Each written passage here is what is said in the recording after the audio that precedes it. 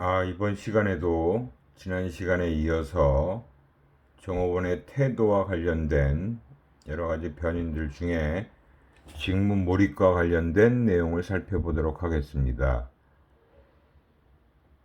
지난 시간에 제가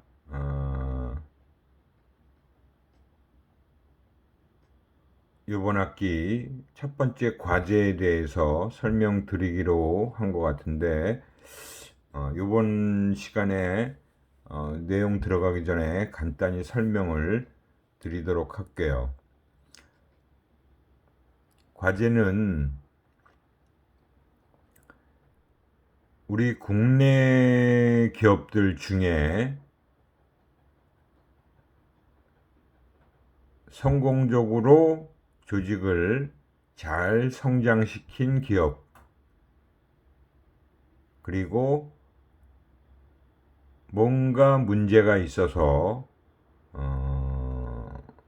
조직을 제대로 잘 성장시키지 못한 기업, 각각의 사례를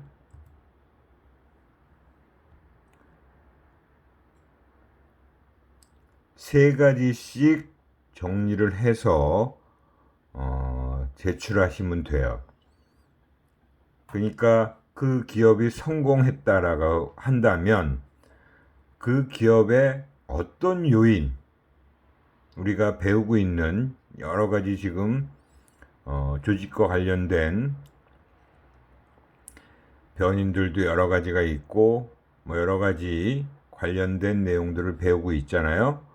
제가 그 과제에 등록한 내용에 제시를 해드린 것과 같이 조직 문화가 제대로 잘 정착이 돼서, 또는 아니면 그 기업이 인수합병에 성공적으로 잘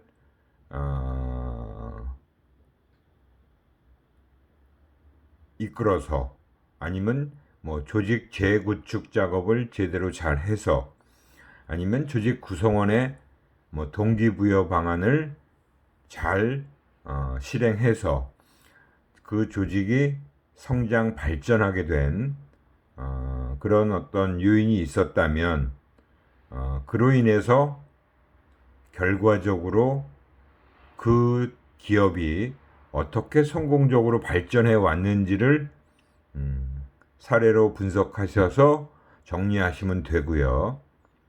실패 사례도 마찬가지로 그 기업이 그 조직 내에 어떤 문제로 인해서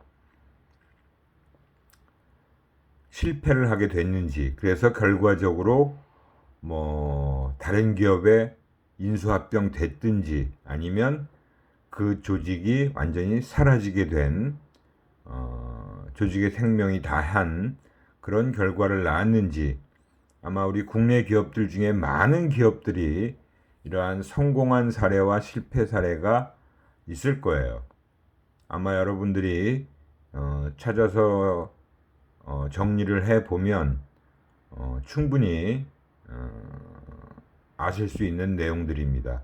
다만 그 내용 중에서 가장 중요한 거는 우리가 지금 배우고 있는 조직 심리학 내에 어떤 심리적인 요인, 그런 변인들이 정말 결정적으로 작용이 되어서 성공했는지, 아니면 그런 것들을 잘못해서 실패를 하게 되는지의 그 원인 분석이 굉장히 중요한 부분이기 때문에 우리가 배운 내용들을 충분히 반영해서 정리를 하시면 좋은 점수를 받으실 겁니다. 단순히 그냥 얼마든지 그런 사례들은 아마 검색을 해 보시면 찾을 수가 있는데, 그냥 인터넷에서 단순히 그 내용을 복사에다가 넣는 거는 별로 바람직하지가 않아요. 그래서 제가 한글이나 워드 파일이 아닌 PPT 파일에 본인이 잘 정리를 하시고 필요한 도표나 그래프가 있다면 그런 것들도 삽입하시고, 그 내용들을 본인이 정말 보기 좋게 잘 작성해서 제출하시면 되겠습니다. 11월 30일까지 이 과제 등록, 과제 관리 코너에 가면 과제 등록하는 곳이 있죠. 거기다가 파일을 업로드 시키시면 되는 거예요. 그래서 그걸 제가 보고 여러분들이 제출한 과제물에 대해서 제가 피드백을 드리도록 하겠습니다. 점수 또한 여러분들이 확인하실 수 있을 거예요. 그러면 과제물과 관련된 내용은 이 정도로 제가 설명을 하는 걸로 하겠습니다. 또 궁금하신 사항이 있다면 질문 코너에 올려주시면 됩니다.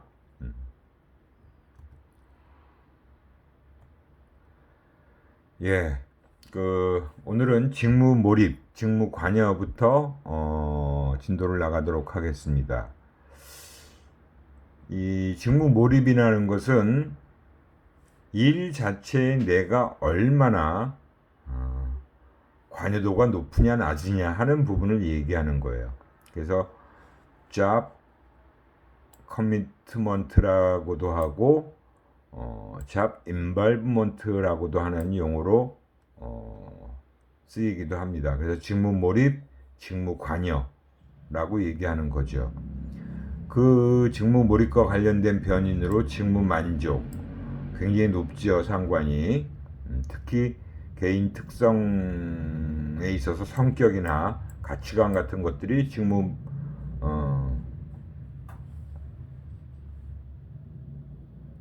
만족이라는 것에 굉장히 영향을 많이 미치는 그런 부분이라고 볼 수 있고요.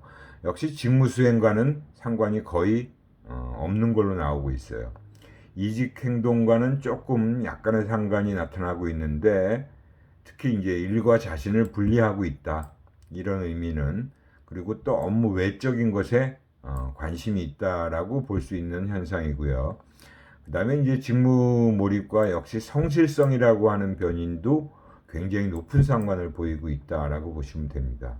그래서 직무 관여와 직무 관련 준거와의 관계는 브라운이라는 학자가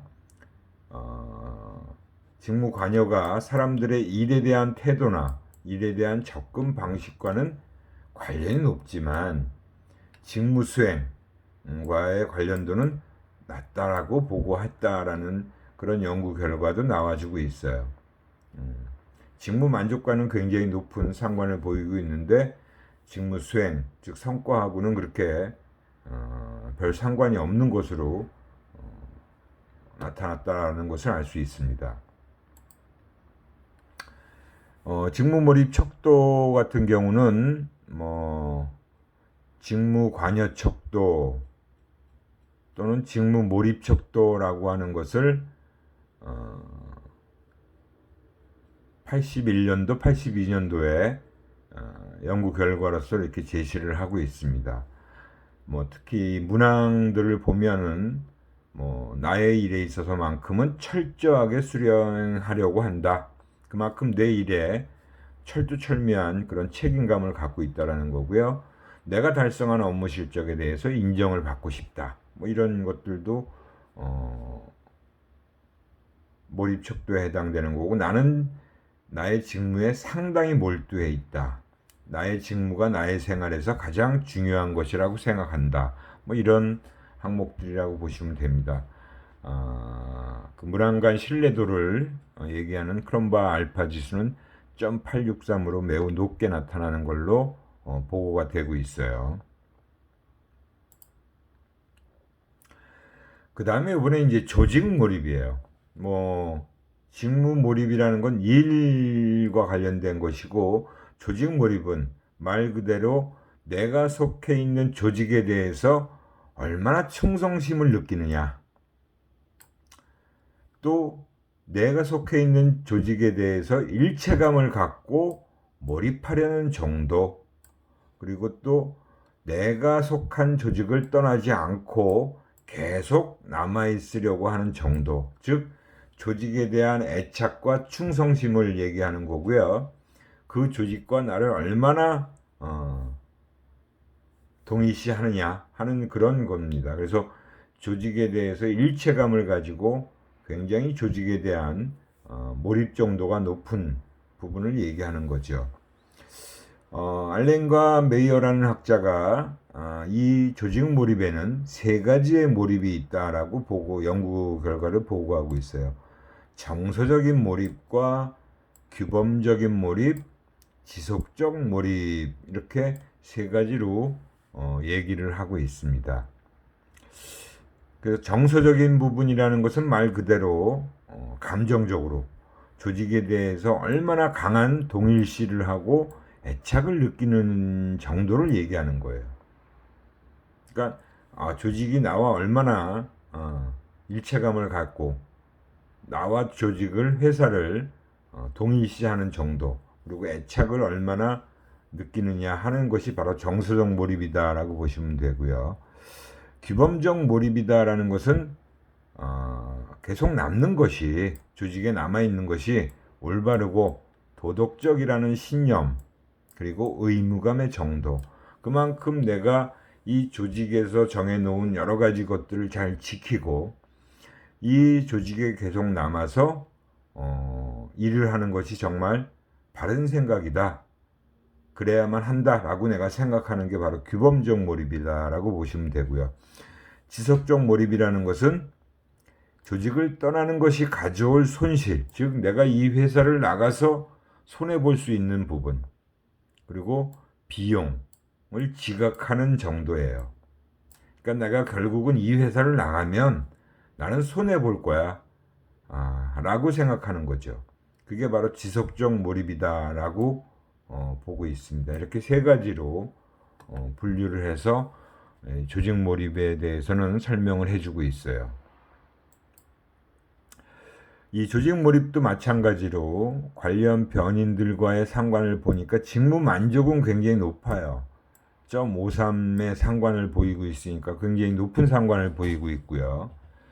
근데 역시 직무 수행과는 그리 높지 않은 상관을 보이고 있고요. 이직 행동과도 어느 정도 상관이 좀 나타나고 있는 정도를 보여주고 있고, 성실성 같은 경우 또한 굉장히 높은 상관을 보이고 있습니다. 아까 앞에서 봤던 직무 관여, 직무 몰입과도 마찬가지로 상관이 굉장히 높다. 즉 회사에 몰입하는 정도가 높으면 내 일에도 몰입을 하게 돼 있다라는 거죠. 하고 있다라는 것을 볼 수 있어요.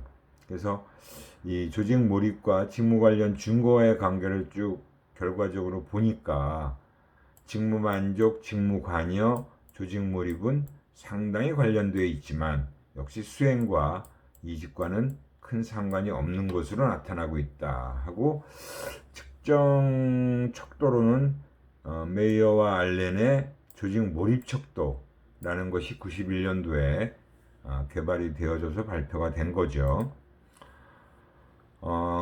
그 앞에서도 얘기했듯이 정서적 몰입, 규범적 몰입, 계속적 몰입으로 이렇게 카테고리를 나눠서 문항들을 만들어 놓은 겁니다. 이 회사는 나에게 있어서 개인적으로 상당한 의미를 갖는다, 강한 소속감을 가지고 있다, 한 가족의 일원이라는 느낌을 받고 있다. 이게 이제 정서적 몰입이고, 규범적 몰입은 내가 더 좋은 조건을 제시한다고 해서 다른 직장으로 옮기는 것은 옳지 않다. 내가 계속 이 회사에 남아서 충성하고 일하는 것이 가치 있는 일이라고 생각한다. 역시 또 계속적 몰입은 그만뒀을 때의 대안을 거의 가지고 있지 않다. 그러니까 나는 그만큼 이 회사에 다니는 거에만 신경 쓰고 있는 거지 자꾸 다른 회사에 대해서 생각을 하지 않는다는 거죠. 이런 내용들이 또 역시 계속적 몰입에 해당되는 문항들입니다. 이렇게 해서 조직 몰입 척도를 측정하게 되어 있는 것으로 볼 수 있어요. 그리고 이제 이 종업원 태도와 관련된 변인 중에 일 가치감이라고 하는 것은 비교적 최근에 2000년도 넘어서 우리 국내 연구자가 이 변인을 발견했다라고도 볼 수 있고, 이거를 만들어낸 오동근 박사라는 친구입니다. 이 오동근 박사가 이 일가치감이라는 척도를 이제 만들게 된 것도 현장에서 일을 하면서 이러한 부분도 굉장히 중요한 변이다라는 것을 본인이 직접 생각을 해낸 거죠. 정의를 보면 조직 내에서 자기 자신이 가치 있고 자신이 하는 업무가 중요하다라고 생각하는 인식, 또 이를 통해서 경험하는 자신과 자신의 업무에 대한 긍정적 정서 상태가 바로 일가치감이다 라고 얘기를 하고 있습니다. 일가치감의 하위 요소에는 일가치인식, 자기가치인식, 가치충족 정서라고 하는 세 가지로 하위 요인을 구분해서 설명을 하고 있고요. 영향 요인에 보면 업무 특성 차원에는 전문적 업무를 하면 할수록 일가치감을 더 많이 느낀다라고 생각하는 거죠. 그리고 업무 수행 과정 차원에서 보면 그 과정의 효율성 측면, 결과 차원에서 보면 결과의 유용성 측면입니다.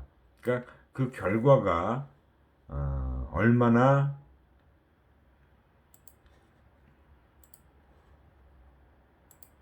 쓸모 있느냐 하는 거죠. 내가 업무 수행한 결과로서 그 결과가 얼마나 쓰임새 있게 우리 회사에서 쓰일 수 있느냐가 결과의 유용성이라고 보시면 돼요.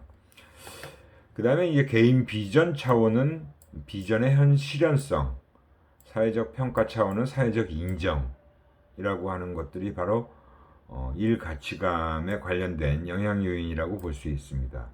관련 요인으로 직무 만족 굉장히 상관이 높죠. 직무 몰입도 상당히 높습니다. 직무 동기도 높게 나오고 있어요. 그러니까 이 일 가치감이라는 변인이 어떻게 보면 우리가 오래전에 그 만들어낸 그런 여러 가지 다양한 변인들이 있었는데 뭐 직무 몰입, 조직 몰입, 뭐 그런 직무 만족, 직무 이런 동기 이런 것들이 다 상관이 높다라는 것은 그만큼 일 가치감이라는 것을 측정해서 예측할 수 있는 변인으로서의 효용성과 유용성이 굉장히 높다라고 볼 수 있는 거죠. 그래서 이 오동근 박사가 자기의 그 박사학위 논문에서 이 일 가치감 척도를 직접 개발해서 연구를 수행한 결과라고 보시면 됩니다. 그래서 이 일 가치감 척도는 이렇게 하위 요인 세 가지별로 일 관련, 자기 관련, 가치 관련 이렇게 해서 세 가지로 구분해서 또 문항들을 측정하고 있다라고 보시면 되고요. 이것들은 여러분들이 참고해서 좀 보시면 될 것 같습니다. 지금 현재 그 오동근 박사는 그 조직 컨설팅 회사의 부대표로 일을 하고 있어요. 현직에서. 아주 굉장히 국내 컨설팅 회사로서는 가장 큰 규모를 가지고 우리 심리학을 전공한 친구들이 대부분의 직원들이 다 산업 및 조직 심리학을 전공하고 이 회사에서 아마 수십 명 정도가 일을 하고 있습니다. 여러분들도 관심이 있으면 이런 조직 심리학과 관련된 또 산업 심리학과 관련된 공부를 더 하면 그런 조직 컨설팅 회사에서도 일할 기회가 얼마든지 있다 라고 보시면 돼요. 그 다음에 나오는 내용이 조직 공정성과 관련된 내용입니다. 이 공정성이라고 하는 것은 이 조직 심리학에도 적용이 되지만 우리가 또 다른 소비자 심리학 분야에서도 적용이 되는 내용이에요.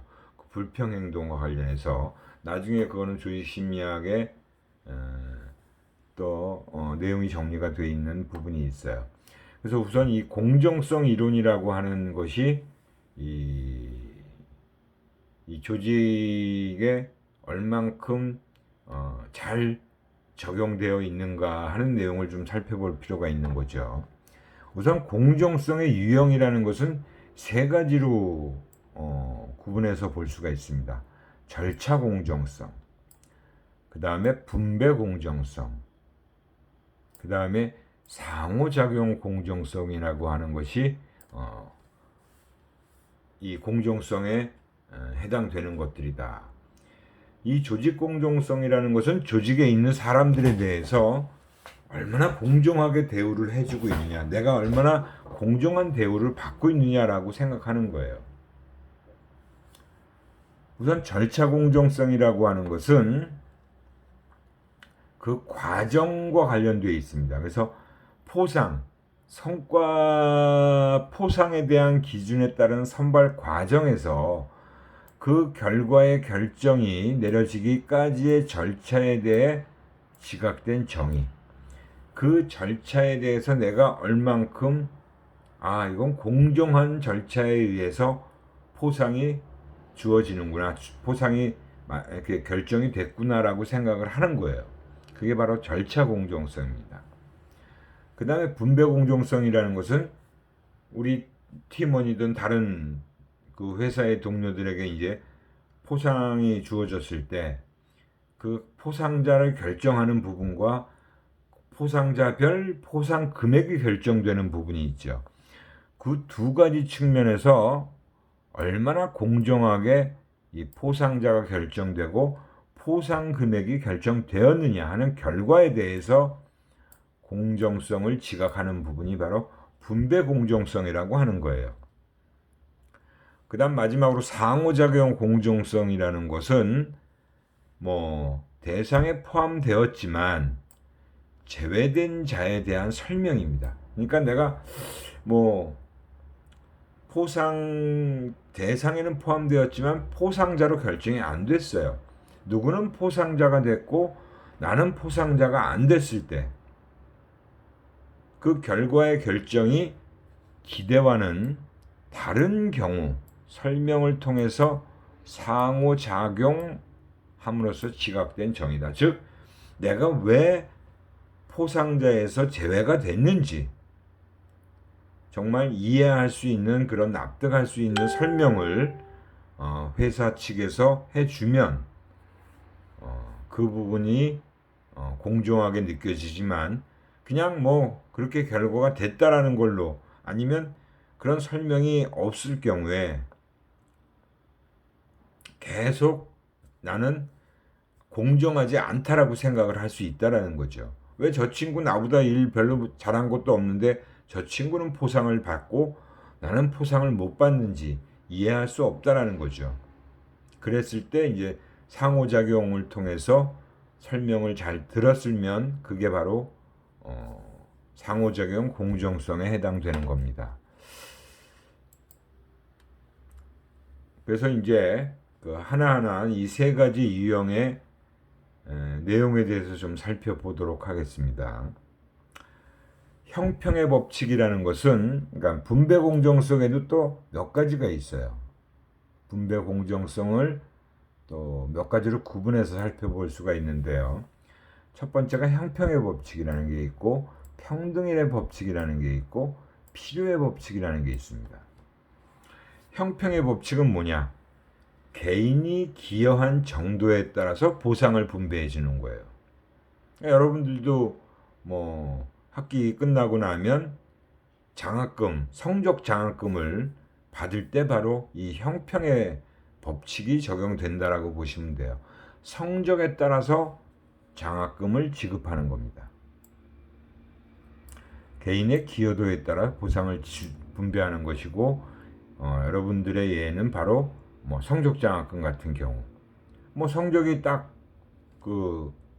나오잖아요. 그 결과로서 장학금을 지급받았을 때 형평의 법칙에 의해서 받았다라는 거죠.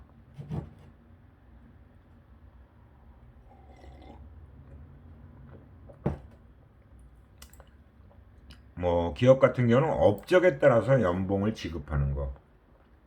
같이 입사를 했다라고 해서 다 동일한 연봉을 받는 게 아니에요. 요즘은 개인별로 그 해마다 한 해 한 해 업적 평가를 해서 그 업적이 높은 친구들이 연봉이 더 많이 올라가는 거죠.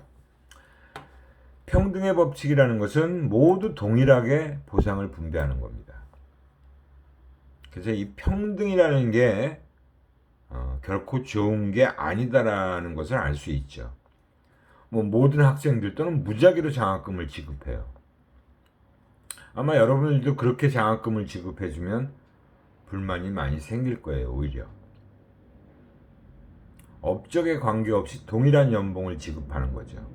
그러니까 예전 같으면 그냥 호봉제, 그죠? 1년 지나고 나면 2년 지나고 나면 똑같이 월급을 받는 거예요. 그 다음에 이제 필요의 법칙이라는 것은 개인의 필요에 기초해서 보상을 분배하는 겁니다. 이게 이제 학생들의 경우는 경제적인 여건에 따라 장학금을 지급한다. 그래서 뭐 우리가 뭐 그 대신 봉사를 하고 또 어려운 학생들한테 장학금을 주는 그런 경우도 있잖아요. 그죠? 돈이 더 필요한 사람에게 더 많은 연봉을 지급한다. 이런 필요의 법칙에 따라서는 거의 기업에서는 잘 적용을 하기가 쉽지가 않죠. 그래서 문화에 따라서 좀 이 분배 법칙의 선호도에서 차이가 난다라는 것을 우리가 어느 정도 알 수 있는데, 개인주의 문화, 즉 서구, 미국과 같은 경우는 경쟁과 자립을 강조하기 때문에 형평의 법칙을 선호해요. 철저하게 내 업적에 따라서 연봉이 달라져야 되고, 그런 성과급도 정말 자기가 성과를 얼마나 냈느냐에 따라서 다르게 받아야 된다라고 생각하는 거죠. 근데 사실 우리나라가 이제 최근에는 연봉제로 많이 바뀌고 있어요. 민간 기업들은 지금 연봉제로 거의 많이 바뀌었고요. 아직 공무원들은 연봉제까지는 아니지만 성과급은 좀 구분해서 좀 이렇게 차등을 지급하고 있는 거는, 그게 이제 성과급제를 도입한다라고 아마 이번 정부에서 그렇게 얘기했는데, 그거에 대한 반발이 좀 많이 있죠. 그래서 우리 동양의 경우는 집합주의 문화에 해당되고 대부분 다 그래서 이런 단결, 조화, 응집을 강조하고 있기 때문에 평등의 법칙을 선호한다라고 얘기를 하는데, 사실은 최근에 오면서 점점 더 형평의 법칙에 더 많은 선호도가 나타나고 있다라고 보시면 됩니다. 그래서 아마 이제는 많은 기업에서 이제 연봉제를 적용하고 있고, 그것에 대부분 직원들은 더 맞다라고 생각을 하는 거죠. 절차 공정성이라고 하는 것은 말 그대로 그 절차, 그죠? 의사결정에 영향을 미치거나 자신의 의사를 말할 수 있는 기회가 주어졌느냐 없었느냐에 대한 문제예요. 그래서 내가 그런 어떤 포상자를 결정하는데 내 의견이 정말 반영됐는지 안 됐는지, 그런 거죠. 그래서 도구적, 비도구적 발언이 결과에 영향을 미칠 수 있었는지, 또는 배려, 비배려 발언에 대해 상대방이 배려적인지, 직접, 간접 내가 직접 발언하였는가 하는 부분입니다. 그래서 이러한 차원에서 정말 내가 발언 기회가 있었다고 해서 무조건 공정한 건 아니죠. 발언 기회는 있었는데 그게 결과에 영향을 미치지 않았어요. 또는 내가 발언했는데 상대방이 그걸 무시했어요. 그러면 정말 공정하지 않다라고 지각하겠죠. 그래서 이 절차의 효과에는 일관성, 편견 억제, 정확한 정보, 수정 가능성, 대표성, 윤리성, 이런 것들이 관련되어 있다라고 보시면 됩니다. 누구에게나 언제든 동일한 절차가 사용되어야 된다. 보상 배분 과정에서 개인적 이익은 배제되어야 된다. 의사결정은 정확한 정보에 기초해서 이루어져야 된다. 수정 가능성, 사후에 의사결정이 수정될 기회가 있어야 된다. 잘못됐다면 바꿀 수가 있어야 된다는 얘기죠. 사전에 모든 이해 당사자의 관심을 대표할 수 있어야 된다. 도덕적 및 윤리적 기준에 어긋나지 말아야 된다. 이것들이 사실은 다 이 절차 공정성에 관련되어 있는 부분이라고 보면 됩니다. 다음에 이제 상호작용 공정성이에요. 그 상호작용 공정성이라는 것은 그 결과에 대해서 정말 내가 납득할 만한, 왜 그렇게 결정됐는지에 대한 설명이 내가 이해할 수 있을 만한 설명으로 이루어져야 되는 거죠. 근데 사실 조직이라는 것은 모든 사람의 바람을 모두 충족시켜 줄 수는 없어요. 그건 뭐 어느 사회나 마찬가지잖아요. 우리 지금 뭐 이번에도 코로나로 인해서 뭐 전 국민 지원금을 우리가 처음에 1차 모든 국민들한테 다 지원금을 지급했죠, 정부에서. 근데 이제 2차 지원금은 전 국민한테 해줄 정도의 재정 부담이 있으니까 선별해서 이제 지급을 해주고 있잖아요. 그랬는데 보면 뭐 소상공인 중에서도 어느 업종에 있는 사람들한테는 지급되고 어느 업종은 또 배제가 되고 막 그랬을 때 배제된 사람들은 내가 왜, 나도 피해를 보고 있는데 왜 배제됐느냐, 그런 부분에 대해서 납득할 수 있는 그런 설명이 있어야 되는 거죠. 기업도 마찬가지인 거예요. 기업에서 그렇게 어떤 뭐 보상과 관련된 문제는 특히 민감하기 때문에 이렇게 지급됐는데 왜 그렇게 했는지에 대해서 납득할 만한 설명이라는 부분이 있어야 된다는 거죠. 그게 바로 상호작용 공정성이라고 하는 법칙입니다. 그래서 설명의 유형에는 원인, 가치, 비교 증거 또는 사과 이런 것들이 이루어질 수가 있어요. 뭐 팀장이 그 팀원들이 있는데 누구는 뭐 그런 포상을 받고 어떤 팀원은 포상을 받지 못했어요. 그랬을 때 팀장이 야, 내가 우리 팀원들 모두에게 다 포상이 주어질 수 있도록 그렇게 못해서 미안하다. 그런 경우는 이제 사과를 하는 거죠. 나는 다 좀 받을 수 있도록 애를 썼는데 그렇게 되지 못했다라고 하는 거죠. 아니면 뭐 어떤 비교 증거를 가지고 얘기를 한다든가, 아니면 어떤 원인이 있었기 때문에 누구는 선정이 됐고 누구는 그렇게 되지 못했다. 뭐 이런 식의 설명이 어느 정도 있어야 된다는 거예요. 그래서 그런 설명을 들었다는 것은 그것을 듣지 못했을 때보다 억울하게 생각하지 않으므로 설명해 주는 것이 중요하다. 그런 거예요. 여러분들도 마찬가지잖아요.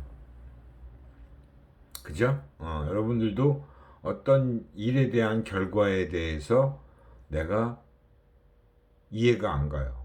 왜 이런 식의 결과가 나왔지? 라고 생각하면 그런 부분에 대해서 충분한 설명이 있어야 되는 거잖아요. 그게 바로 상호작용 공정성이라고 보시면 됩니다. 이 공정성을 또 어떻게 기준을 나눠서 분류하느냐가 조금 차이가 있는데 절차적 또는 분배적 공정성으로 분류하는 경우가 있어요. 그 조직 공정성을 절차 공정성과 분배 공정성으로 나눴을 때 이 절차 공정성이라는 건 시스템 만족과 관련되는 거고 분배 공정성이라는 건 결과 만족과 관련되어 있는 거죠. 절차 공정성이라는 건 하나의 시스템과 관련되어 있잖아요. 이러이러한 절차가 시스템적으로 이루어져 있느냐 안 그러냐의 문제예요.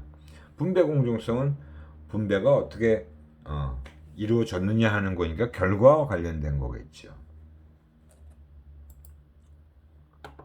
그래서 이제 공정성을 절차와 분배로 구분하고 또 그걸 구조적이냐 사회적이냐라는 부분으로 나눴을 때 체계적 공정성, 정보적 공정성, 그다음에 구성적 공정성, 대인간 공정성이라고 또 분류를 해볼 수가 있어요. 공정성 범주를 두 가지로 나누고 그것을 공정한 행위의 초점을 어디에 두느냐에 따라서 그래서 체계적 공정성과 구성적 공정성을 구분해서 볼 수가 있고 정보적 공정성과 대인간 공정성을 또 구분해서 보고 있습니다. 체계적 공정성이라는 것은 구조적 수단을 통해 성취된 절차 공정성의 한 가지 유형이다. 의사결정 체계의 공정성이다라고 얘기를 할 수 있는 거죠. 의사결정 체계. 그죠? 그 다음에 구성적 공정성이다라는 것은 분배 공정성에 해당되는 거죠. 구조적 수단을 통해 성취된 분배 공정성의 한 가지 유형이다. 즉 자원 분배의 공정성이다. 어떤 결과에 대해서 자원 배분이 자원 분배가 제대로 잘 이루어졌느냐 하는 부분이에요. 그 다음에 정보적 공정성은 절차 공정성의 사회적 결정 요인, 즉 의사결정 과정에서의 개방적 정보 공유. 누구는 알고 있고 왜 이런 결과가 나왔는지 누구는 모르고 있어요. 그러면 그건 정보적 공정성이 제대로 보장이 안 된 거죠. 의사결정 요인, 의사결정 과정에서 어떤 정보가 모든 조직 구성원들한테 다 공개되었느냐 아니면 누구는 알고 있는데 누구는 모르고 있다라고 하면 정보적 공정성이 없는 거죠. 대인간 공정성은 뭐예요? 분배 공정성의 사회적 측면입니다. 분배 과정 및 분배 후에 사후 설명의 적절성이에요. 역시 사람마다 팀장이 팀원들 중에 누구한테는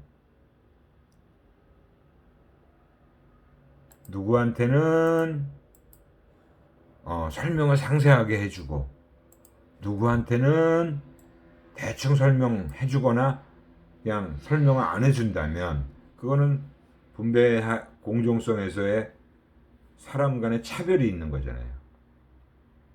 그것 또한 공정하지 못하라고 지각할 수 있죠. 그래서 대인간 공정성이라고 볼 수 있는 거예요. 그 다음에 이제 역시 마찬가지로 체계적 공정성을 구체적으로 좀 설명을 해보면 구조적 수단을 통해 성취된 절차 공정성의 한 유형이다. 맥락을 구조화하는 의사결정 수단이다라고 얘기를 하고 사람과 시간에 관계없이 일관성 있게 정확한 정보에 기초하고 모든 집단의 관심사를 반영하고 그 시대의 지배적인 도덕과 윤리적 기준에 맞게 이루어져야 된다. 이게 바로 시스템적으로, 그죠? 체계적인 절차상의 문제를 얼마나 공정하게 지각할 수 있느냐 하는 부분이고 구조적 공정성이라는 것은 성취된 분배 공정성의 한 유형이라고 했고 다양한 환경 속에서 공정한 것으로 받아들여지는 자원 배분의 형태를 나타낸다는 것은 앞에서 우리가 살펴봤듯이 형평, 평등, 필요 분배의 법칙이 어떤 환경 속에서 이루어지느냐 하는 부분을 얘기하는 거죠. 그 다음에 정보적 공정성은 사회적 결정 요인 그리고 절차에 대한 지식을 제공함으로써 달성한다. 그러니까 누구는 이런 절차가 적용되는 부분에 대한 정보를 정말 개방적으로 다 공유하는지 아니면 그것을 암묵적으로 다 절차를 완전히 비공개적으로 하느냐에 따라서 그 정보적 공정성에 대한 지각이 달라질 수 있다는 거예요. 그래서 직원들은 전혀 그런 부분에 대해서 모르게 하고 그냥 몇 명이 그죠? 그렇게 결정해버리면 굉장히 공정성에 안 좋은 지각을 하겠죠. 대인간 공정성은 마찬가지예요. 개인들이 받는 대우에 관해서 관심을 보여줌으로써 달성된다. 경찰과 법원 같은 권력기관이 국민들에게 시민으로서의 권리에 대한 예우와 존중을 외연적으로 보여줌으로써 국민들이 나도 공정한 대우를 받고 있다 라는 그런 지각을 할 수 있어야 된다는 거죠. 그래서 뭐 사과는 자신의 잘못을 표현함으로써 행위의 부정적 효과를 완화시켜 주기 때문에 대인간 공정성을 향상시킨다. 팀장이 팀원들한테 그런 진심 어린 사과를 한다면 뭐 그거는 공정한 것으로 지각할 수 있다라는 거죠. 그런 어떤 결과에 대한 그런 부분을 행위에 대한 그 부정적 효과 그런 것들을 좀 낮출 수가 있는 거죠. 그래서 대인간 공정성이라는 것은 사람 간에 차별을 하지 않는 부분을 얘기한다라고 보시면 됩니다. 이제 그 다음에 나오는 내용이 조직 시민 행동이라고 하는 거예요. 이 조직 시민 행동이라는 것은 어떻게 보면 조직 내의 구성원들이 자발적으로 스스로가 하는 친사회적인 행동을 얘기하는 겁니다. 그러니까 규정에 정해놓고 있지 않은 여기 보면 이제 이렇게 정의가 되어 있죠. 직무기술서상에 명시되어 있지 않고 공식적 보상체계나 그런 것들과 직접적 관련도 없는데 조직의 효과성에 기여하는 행동이에요. 그러니까 그런 행동을 한다 그래서 실질적인 뭐 보상을 받거나 하는 것하고 상관없어요.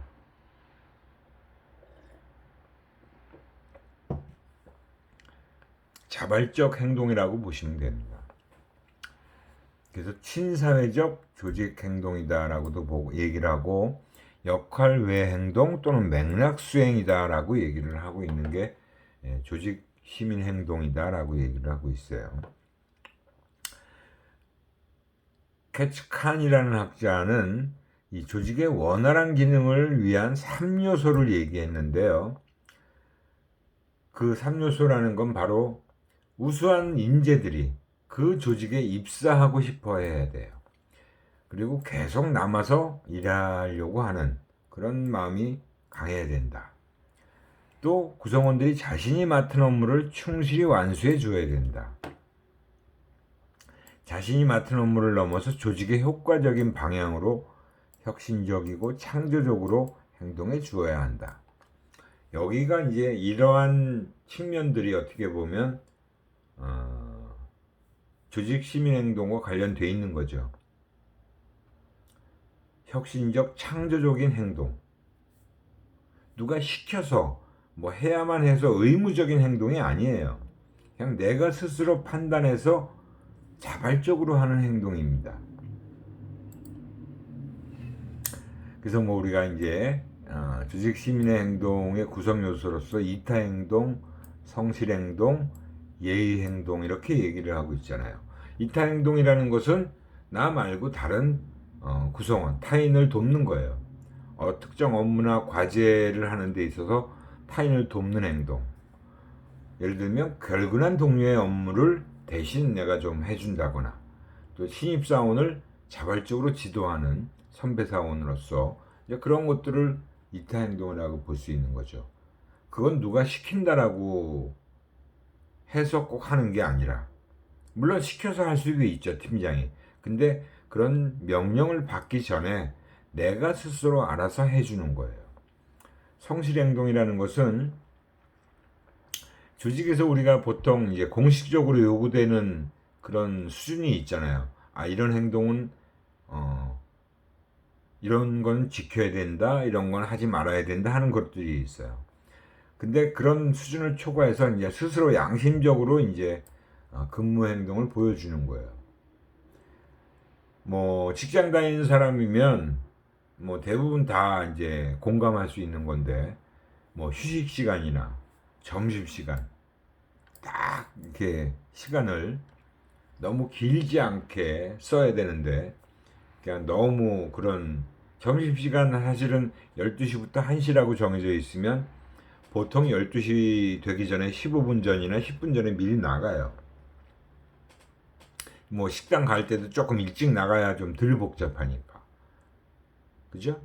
그 다음에 점심시간이 지난 1시가 넘었는데도 또 늦게 들어오는 거죠. 보통 대부분. 물론 모든 사람이 다 그러진 않아요. 근데 그런 것들을 아무 그냥 뭐 별로 생각 없이 조금씩 늦는 경우들도 많아요. 대다수의 직원들이. 그런 것들을 스스로가 알아서 딱딱 지키는 거예요. 그죠? 주변에 동료나 상사가 없어도 회사의 규정과 규칙을 딱딱 지키는 겁니다.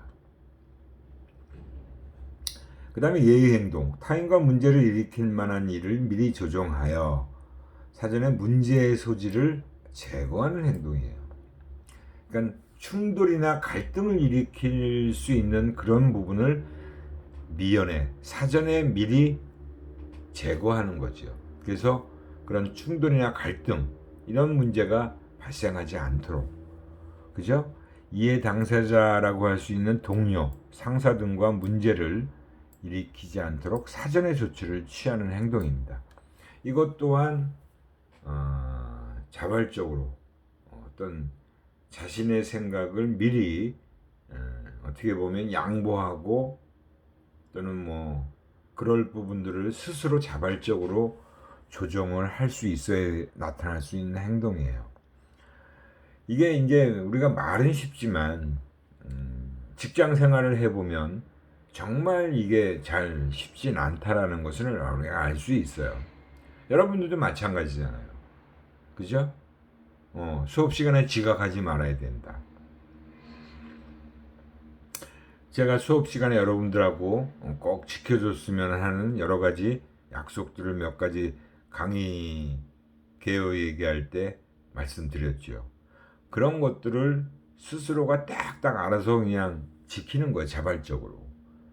그러면 그게 바로 이런 조직 시민 행동과 같은 행동이라고 볼 수 있는 거죠. 근데 누구나가 다 이런 행동을 하지는 않고 또 할 수도 없어요. 또 스포츠맨십 행동, 시민 덕목 행동이다. 조직에 대한 비난을 삼가고 조그만 불편이라도 감수하는 행동이에요.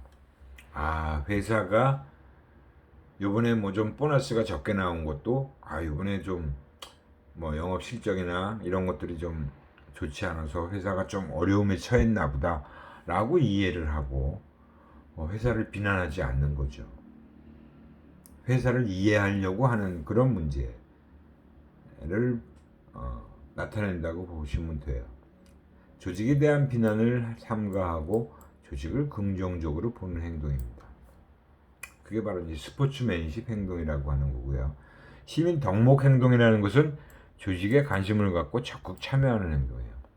뭐 부서에서 뭐 모임을 갖는다, 회식을 한다 그러면 적극적으로 참여하고 또 회사의 이미지 제고를 위해서 노력하는 거죠.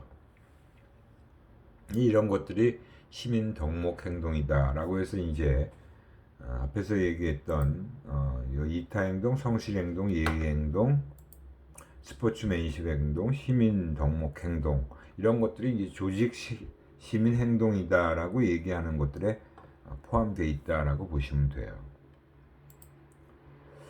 이런 조직 시민 행동의 결정 요인은 발생 근원이라고 할 수 있는 부분인데요. 성향적 결정 요인으로 호감성, 성실성, 성취 동기, 경력 지향성, 어떻게 보면 자기 개인 내적인 성향을 얘기하는 거죠. 이런 개인차가 있어요. 그래서 이런 성향을 가진 사람들이 주로 조직 시민 행동이 많이 나타나더라라고 하는 겁니다. 호감성이라는 것은 사람들과 사이좋게 지내고 대인관계가 좋은 원만한 사람이에요. 성실한 사람은 신뢰롭고 믿음직하며 정확하고 규칙을 잘 준수하는 성격. 또 성취 동기가 높은 사람이라는 것은 보다 높은 목표를 설정하고 달성하고자 노력하는 성격. 그 다음에 경력 지향성, 더 좋은 직장을 추구하는 성격. 그러니까 이런 더 좋은 직장을 추구하는 성격이 낮은 사람을 이제 얘기하는 겁니다. 경력 지향성은. 그러니까 자기 경력만 생각하는 사람은 내가 이 회사에서 더 할 일이 없어. 그러니까 그런 다른 회사로 옮기려고 하잖아요. 그런 사람들은 조직 시민 행동을 잘 하지 않겠죠. 그래서 이 세 가지 호감성, 성실성, 성취 동기는 높은 사람이고,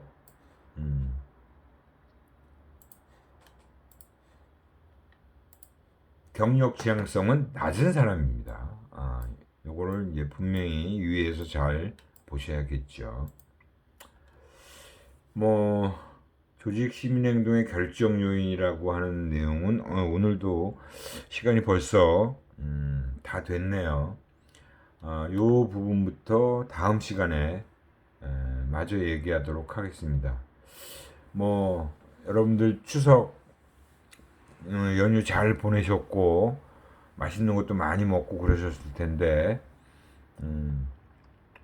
오늘부터 또 수업하시느라고 조금 피곤하셨을 거예요. 그죠? 그래도 이제 날씨도 이제 선선해졌고 여러분들이 좀 더 공부에 집중을 하셔야 될 상황이라고 봅니다. 이럴 때일수록 열심히 하도록 해요. 예, 수고 많으셨고요. 다음 시간에 또 뵙도록 하겠습니다.